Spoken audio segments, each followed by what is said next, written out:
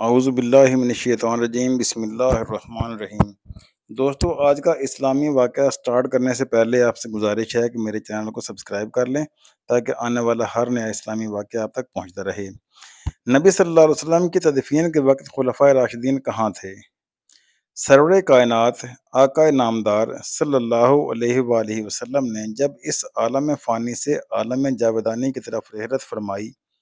اور رفیق اعلیٰ سے جا ملے اور یہ جان گداز اور روح فرسا واقعہ پیش آیا، اس وقت صحابہ کرام رضوان اللہ علیہم اجمعین پر غم و اندوہ کا پہاڑ ٹوٹ پڑا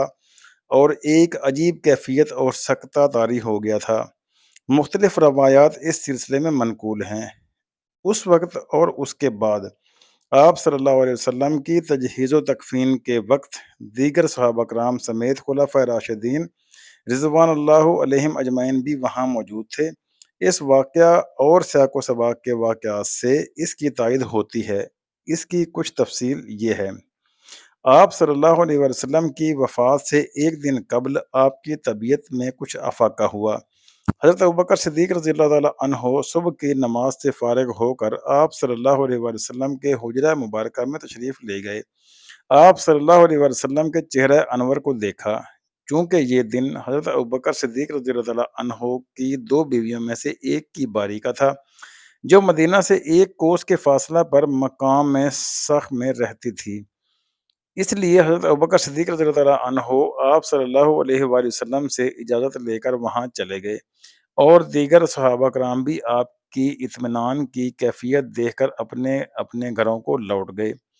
پھر جب حضرت محمد صلی اللہ علیہ وسلم کی وفات کی قیامت خیز خبر صحابہ کرام کے کانوں میں پہنچی تو سب کے ہوش اڑ گئے۔ تمام مدینہ میں تہلکہ مچ گیا۔ حضرت عثمان ذو النورین رضی اللہ تعالیٰ عنہ ایک سکتہ کے عالم میں آ گئے، دیوار سے پشت لگائے بیٹھے تھے، شدت غم کی وجہ سے بات نہیں کر سکتے تھے۔ حضرت علی رضی اللہ تعالیٰ عنہ کا یہ حال تھا کہ زارو قطار روتے تھے، روتے روتے بے ہوش ہو گئے۔ اسی طرح حضرت عمر فاروق رضی اللہ تعالیٰ عنہ انتہائی پریشانی کے عالم میں تلوار کھینچ کر کھڑے ہو گئے اور بلند آواز سے فرمانے لگے، منافقین کا گمان ہے حضرت محمد صلی اللہ علیہ وسلم انتقال فرما گئے ہیں، آپ ہرگز فوت نہیں ہوئے ہیں، بلکہ آپ صلی اللہ علیہ وآلہ وسلم اپنے پروردگار سے ملنے گئے ہیں۔ حضرت ابوبکر صدیق رضی اللہ تعالیٰ عنہ جو مدینہ سے ایک کوس کے فاصلہ پر تھے، خبر ملتے ہی سیدھا مدینہ تشریف لے آئے۔ انتہائی غم کی کیفیت میں حضرت عائشہ رضی اللہ تعالیٰ عنہا سے اجازت لے کر حجرہ مبارکہ میں تشریف لے گئے، چہرہ انور سے چادر ہٹائی، پیشانی مبارک پر بوسہ دیا اور روئے۔ بعد ازاں صدیق اکبر رضی اللہ تعالیٰ عنہ حجرہ مبارکہ سے باہر تشریف لائے۔ صحابہ کرام رضوان اللہ علیہم اجمعین انتہائی پریشانی اور اضطراب کے عالم میں تھے۔ حضرت عمر فاروق رضی اللہ تعالیٰ عنہ انتہائی جوش میں تھے۔ صحابہ کرام حضرت ابوبکر صدیق رضی اللہ تعالیٰ عنہ کے گرد جمع ہو گئے اور اس موقع پر حضرت ابوبکر صدیق رضی اللہ تعالیٰ عنہ نے انتہائی بلیغ، جامع اور مؤثر خطبہ دیا۔ اس خطبہ سے یک لخت حیرت کا عالم ختم ہو گیا۔ اس کے بعد اچانک یہ خبر ملی کہ انصار ثقیفہ بنی سعد میں جمع ہیں اور آپ صلی اللہ علیہ وآلہ وسلم کی جانشینی کا مسئلہ درپیش ہے۔ حضرت ابوبکر صدیق اور حضرت عمر رضی اللہ عنہ اور دیگر مہاجرین صحابہ کرام کو یہ خدشہ ہوا کہ مبادا اجرت میں کسی ایسے شخص کے ہاتھ پر بیعت نہ ہو جائے جس سے فتنہ برپا ہو اور مسلمانوں کے لیے مصیبت نہ بن جائے۔ آپ رضی اللہ تعالیٰ عنہ حضرت عمر رضی اللہ تعالیٰ عنہ اور دیگر مہاجرین کے ساتھ وہاں تشریف لے گئے اور وہ قضیہ حل ہونے کے بعد دوبارہ تشریف لے آئے۔ حضرات اہل بیت آپ صلی اللہ علیہ وآلہ وسلم کی تجہیز و تکفین کے انتظام میں مصروف تھے اور خود بعض روایات سے معلوم ہوتا ہے کہ آپ صلی اللہ علیہ وسلم نے حضرت علی رضی اللہ تعالیٰ عنہ کو وصیت فرمائی تھی کہ ان کے علاوہ آپ صلی اللہ علیہ وسلم کو کوئی غسل نہ دے، اور یہ کہ وہ حضرت علی رضی اللہ تعالیٰ عنہ اہل بیت کے تعاون سے آپ صلی اللہ علیہ وسلم کو غسل دیں۔ اس لیے غسل وغیرہ کا انتظام اہل بیت رضوان اللہ علیہم اجمعین نے سنبھالا ہوا تھا۔ حضرت مولانا ادریس کاندلوی صاحب رحمۃ اللہ علیہ اس واقعہ پر تحریر فرماتے ہیں، اگر کسی بادشاہ کا انتقال ہو جائے تو جب تک اس کا کوئی جانشین نہ ہو جائے اس وقت تک اس کی تجہیز و تکفین کا انتظام نہیں کیا جاتا۔ ایسے وقت میں تجہیز و تکفین کا مسئلہ اتنا اہم نہیں ہوتا جتنا جانشینی کا مسئلہ اہم ہوتا ہے۔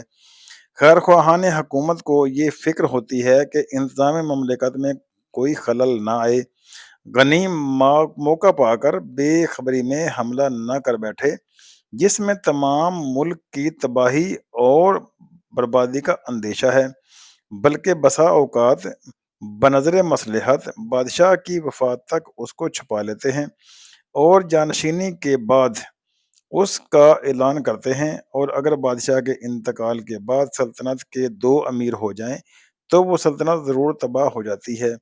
ایک سلطنت کا دو امیر ہو جانا موجب خرابی اور باعث بربادی ہے، اور آپ صلی اللہ علیہ وسلم کی وفات کے بعد منافقین اور کفار کی طرف سے غدر اور شور و شر کا احتمال و اندیشہ تھا۔ ایسے وقت میں شیرازہ اسلام کی حفاظت اولین کام تھا۔ حضرت ابوبکر صدیق رضی اللہ عنہ اور حضرت عمر رضی اللہ عنہ نے یہ گمان کیا کہ تجہیز و تکفین کوئی مشکل کام نہیں ہے اور اہل بیت یعنی گھر والوں سے متعلق ہے، سب صحابہ کرام کا اس میں شریک ہونا ضروری نہیں، علماء نے اہل بیت بھی یہ خدمت انجام دے سکتے ہیں۔ نیز تمام صحابہ کرام کو یہ معلوم تھا کہ وفات سے انبیاء کرام کے اجسام مبارکہ میں کوئی تغیر نہیں آتا، اس لیے تاخیر دفن کا کوئی اندیشہ نہ کیا اور کمال دانش مندی سے فتنہ اور فساد کا دروازہ بند کر دیا اور مسلمانوں کو افتراق سے بچا لیا۔ اس کے بعد حضرت ابوبکر صدیق رضی اللہ عنہ اور حضرت عمر فاروق رضی اللہ عنہ اور دیگر صحابہ کرام رضوان اللہ علیہم اجمعین بھی واپس تشریف لائے۔ آپ صلی اللہ علیہ وآلہ وسلم کو غسل حضرت علی رضی اللہ عنہ نے حضرت عباس رضی اللہ عنہ اور ان کے دو صاحبزادے حضرت فضل و حضرت قسم اور حضرت اسامہ و سکران رضی اللہ عنہم رضوان اللہ علیہم اجمعین کے تعاون سے دیا۔ ان تمام واقعات سے معلوم ہوتا ہے کہ چاروں خلفائے راشدین اس وقت وہیں موجود تھے جہاں حضرت علی رضی اللہ عنہ آپ کی وصیت اور اہل بیت ہونے کے ناطے آپ صلی اللہ علیہ وسلم کی تجہیز و تکفین میں عملاً مصروف تھے، وہیں حضرت ابوبکر صدیق رضی اللہ عنہ آپ کے جانشین ہونے کے ناطے اس کا انتظام سنبھالے ہوئے تھے۔ جیسا کہ ماقبل میں ذکر ہوا کہ آپ صلی اللہ علیہ وآلہ وسلم کی وفات کا اعلان اور اس کے بعد ایک بلیغ خطبہ اور پھر بعد میں پیش آنے والے دیگر امور یعنی تدفین کی جگہ کا انتخاب، قبر اور جنازے کا طریقہ کار وغیرہ سب آپ کی رہنمائی ہی سے کیے گئے، اور جب یہ معاملہ آیا کہ آپ صلی اللہ علیہ وسلم کی تدفین کہاں کی جائے اور صحابہ کرام رضوان اللہ علیہم اجمعین اور اہل بیت رضوان اللہ علیہم اجمعین اس معاملہ میں مضطرب ہوئے تو حضرت ابوبکر صدیق رضی اللہ تعالیٰ عنہ نے ہی اس کی رہنمائی کی کہ میں نے آپ صلی اللہ علیہ وسلم سے سنا ہے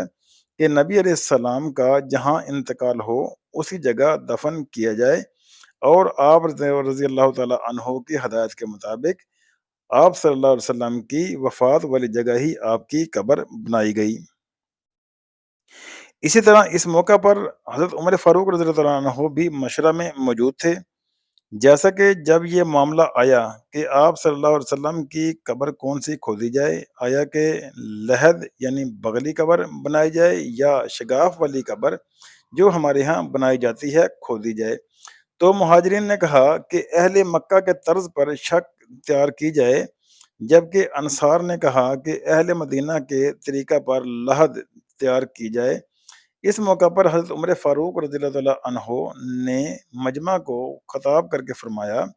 آپ صلی اللہ علیہ وسلم کے قریب شور نہ کرو اور آوازیں بلند نہ کرو، جیسا کہ آپ کی زندگی میں آپ کے قریب شور نہیں کر سکتے، اسی طرح آپ صلی اللہ علیہ وسلم کی رحلت کے بعد بھی آپ صلی اللہ علیہ وسلم کے قریب شور شرابہ نہ کرو، بلکہ شک اور لحد دونوں قسموں کی قبر تیار کرنے والے کے پاس آدمی بھیج دو، جو پہلے آ جائے وہ قبر تیار کر دو۔ چنانچہ ابو طلحہ رضی اللہ تعالیٰ عنہ پہلے تشریف لائے اور آپ صلی اللہ علیہ وسلم کی لحد کی لحد طرز پر قبر تیار کی گئی۔ اسی طرح حضرت عثمان غنی رضی اللہ تعالیٰ عنہ کے بارے میں ذکر ہوا ہے کہ وہ وہیں موجود تھے، لیکن سکتہ کے عالم میں آ گئے تھے،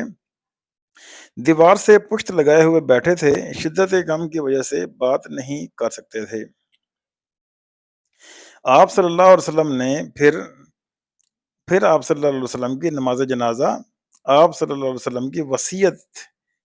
کے تجویز و تکفین اور قبر کھودنے کے بعد اولاً سب حجرے سے نکل جائیں، پہلے فرشتے نماز ادا کریں گے، پھر اہل بیت کرام اور پھر دیگر مسلمان، اور حضرت ابوبکر صدیق رضی اللہ عنہ کی ہدایت پر، جیسا کہ روایت میں موجود ہے، گروہ در گروہ کر کے پڑھی گئی۔ ایک جماعت داخل ہوتی، وہ نماز جنازہ پڑھ کر نکل جاتی، اس کے بعد دوسری جماعت آتی اور وہ جنازہ پڑھتی۔ چنانچہ ایک روایت میں ہے کہ حضرت ابوبکر صدیق رضی اللہ عنہ اور حضرت عمر فاروق رضی اللہ عنہ مہاجرین و انصار کی ایک جماعت کے ساتھ حجرہ نبوی میں داخل ہوئے اور جنازہ نبوی کے سامنے کھڑا ہو کر سلام کیا، اور مہاجرین انصار نے بھی سلام کیا۔ پھر حضرت ابوبکر صدیق رضی اللہ عنہ اور حضرت عمر رضی اللہ عنہ نے آپ کے جنازہ مبارکہ کے سامنے یہ کہا: اے اللہ، ہم گواہی دیتے ہیں کہ رسول اللہ صلی اللہ علیہ وسلم نے وہ سب کچھ پہنچا دیا جو ان پر اتارا گیا، اور آپ صلی اللہ علیہ وآلہ وسلم نے امت کی خیر خواہی کی اور اللہ کے راستے میں جہاد کیا، یہاں تک کہ اللہ نے اپنے دین کو غالب کیا